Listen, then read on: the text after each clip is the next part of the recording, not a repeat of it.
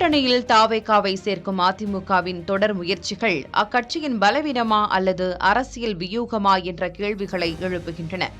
தொடர் தோல்விகளிலிருந்து மீண்டு வர வேண்டிய கட்டாயத்தில் இருக்கும் அதிமுக 2026ஆம் ஆண்டு சட்டப்பேரவை தேர்தலில் வெற்றி பெற்றே தீர வேண்டும் என தீவிர களப்பணியில் ஈடுபட்டு வருகிறது. அதன் ஒரு பகுதியாக வலுவான கூட்டணியை அமைக்க வேண்டும் என்கிற நோக்கத்தில் முயற்சிகளை மேற்கொண்டு வருகிறது. பாரதிய ஜனதாவுடன் கூட்டணி அமைத்துள்ள அதிமுக தற்போது தாவேக கட்சியை கூட்டணிக்குள் இணைப்பதற்கும் முயற்சித்து வருகிறது.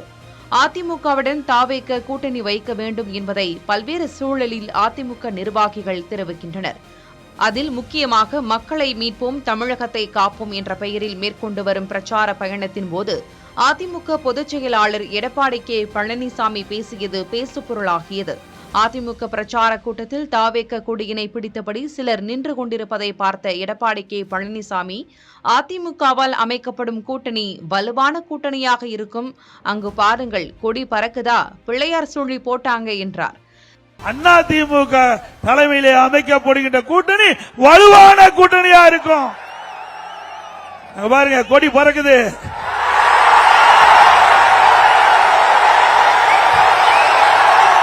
பிள்ளையார் சொல்லி போட்டாங்க.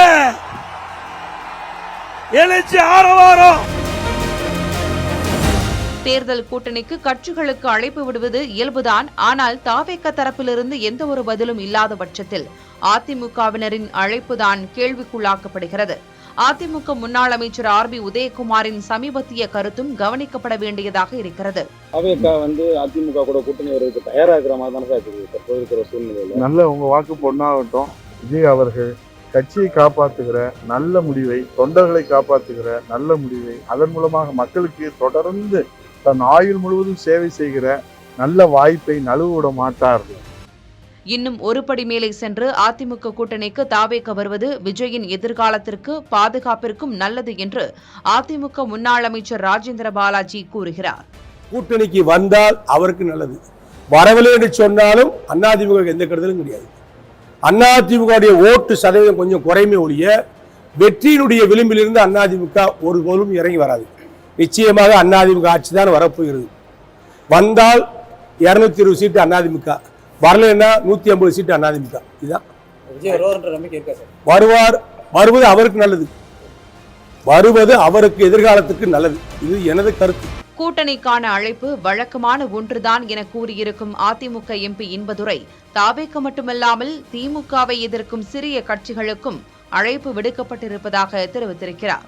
திமுகவுக்கு எதிரான வாக்குகள் சிதறிவிடக் கூடாதுங்கிற எண்ணத்துலதான் எல்லாரையும் கூட்டணிக்கு வாங்கன்னு அழைக்கிறோம். திமுக விஜய் கட்சியை மட்டுமல்ல, பாஜகவோடு இணைந்து இருக்கிறோம். அதுபோல சிறு சிறு கட்சிகள் இருக்கிற அனைத்து கட்சிகளுக்கும் நாங்கள் அழைப்பு விடுத்திருக்கிறோம். இது இதனால அதிமுக பெருமைக்கு ஒருபோதும் களங்கம் வராது. ஏனென்றால் அதிமுக ஆரம்பிக்கப்பட்டதனுடைய நோக்கமே திமுகவை தமிழ் மண்ணில் இருந்து அகற்றுவதுதான். அதை நாங்கள் செய்து முடிப்போம். விஜய் கட்சி அதுக்கு எதிர்வினை ஆற்றவில்லை என்பதை, ஏன் எதிர்வினை ஆற்றவில்லை என்பதை அவரிடம் கேட்கணும். ஆனால் அமைதி காப்புறது ஒரு புயலுக்கு முன்னே இருக்கிற அமைதி என்று நாங்கள் உணர்கிறோம். திமுகவை வீழ்த்த வேண்டும் என நினைப்பவர்கள் ஒருங்கிணைய வேண்டும் என்ற அக்கறையிலேயே தாவேகாவிற்கு அதிமுக சார்பில் அழைப்பு விடுக்கப்படுவதாக பாஜகவின் மூத்த தலைவர் தமிழிசை சவுந்தரராஜன் தெரிவித்துள்ளார். பாஜக தரப்பிலிருந்து தாவேகாவிற்கு அழைப்பு விடுக்கப்படவில்லை என்பதையும் பதிவு செய்திருக்கிறார். உடனே ஒரு கருத்து சொல்றதுக்கோ, அறிக்கையில உடனே கூட்டணியை கன்ஃபார்ம் பண்றதுக்கோ, இல்லைன்னா கூட்டணி இல்ல இருக்குன்னு சொல்றதுக்கோ எந்த கட்சியும் முடிவெடுக்க மாட்டாங்க. அந்தந்த கட்சியோட விருப்பங்களை அவங்க தெரிவிப்பாங்க. என்ன பொறுத்த மட்டும் இப்ப அதிமுக சொல்றாங்க அப்படின்னா உடனே அவங்க பலவீனமாக இருக்கிறார்கள் என்பதில். அப்படி பார்த்தா முதலமைச்சர் என்னோட கூட்டணி எல்லாம் என் கூட இருக்கு, என் கூட்டணி எல்லாம் நம்ம கூட்டணி இல்லாம முதலமைச்சரால ஒரு ஆளும் திராவிட முன்னேற்ற கழகத்தால தேர்தலை சந்திக்க முடியாதுன்னு நம்ம எடுத்துக்கலாமா? திமுக செல்வ பெருந்தகை ஒரு குற்றச்சாட்டை வைக்கிறார். அதுக்கு திராவிட முன்னேற்ற கழகம் என்ன பதில் சொல்கிறது? எல்லாம் அப்படியே அது மாதிரி திருமாவளவன் ஒரு குற்றச்சாட்டை வைக்கிறார். எல்லாத்தையும் அட்ஜஸ்ட் பண்ணிட்டு தானே போறீங்க. அப்பனா திமுக ரொம்ப வீக்கா இருக்கு, அதனால கூட்டணி கட்சிகள் எதை சொன்னாலும் அவங்க அதுக்கு ரெஸ்பாண்ட் பண்ண மாட்டேன்றாங்க நம்ம எடுத்துக்கொள்ள முடியுமா? அப்படி இல்ல. அந்த அழைப்பெல்லாம் யாருக்குமே விடலைங்க. நாங்க இன்னைக்கு தேசிய ஜனநாயக கூட்டணி, ஏற்கனவே தேசிய ஜனநாயக கூட்டணி, இது தேசியத்தை ஆளுகின்ற ஒரு கூட்டணி. ஓகே.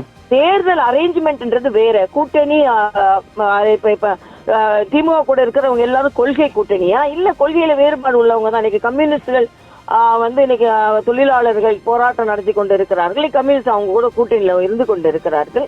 அது அழைப்பெல்லாம் இல்ல. எல்லாரோட ஒற்றை எண்ணம் என்றால் திமுகவை எதிர்ப்பவர்கள் அனைவருக்கும் ஒற்றை எண்ணம், திமுக தோற்கடிக்கப்பட வேண்டும்.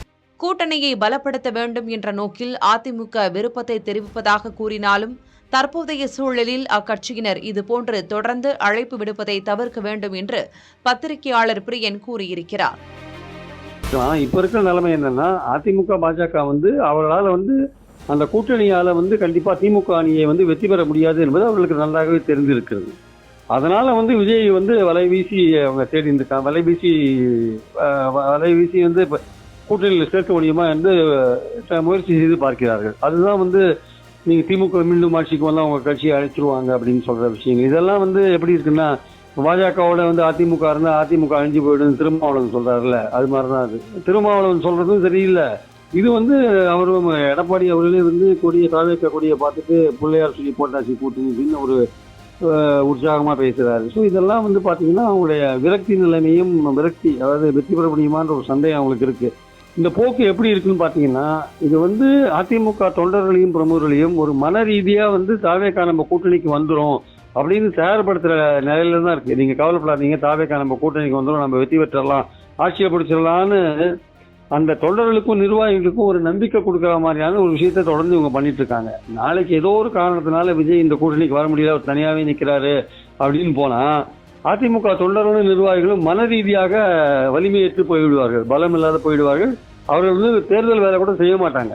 ஸோ அதனால வந்து ஒரு ரொம்ப ஆபத்தான ஒரு போக்கை நோக்கி அதிமுக போகிறது.